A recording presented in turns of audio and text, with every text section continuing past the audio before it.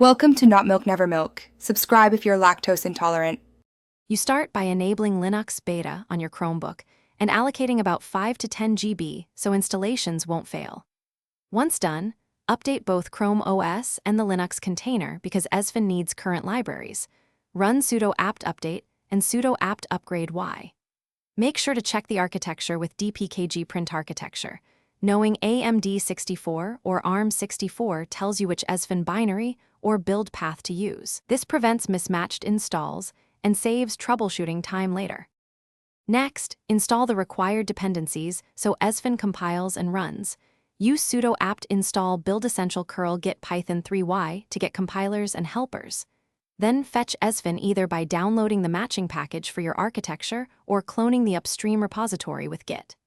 Verify integrity if a SHA-256 is provided. This guards against corrupted downloads. Finally, execute the provided install procedure.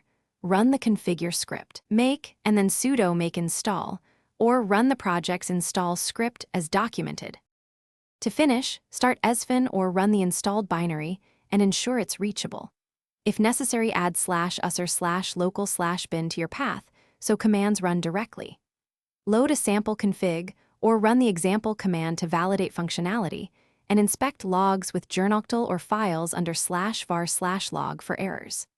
If something goes wrong, recheck dependency versions and architecture mismatches, run sudo ldconfig to refresh shared libraries, and restart the Linux container.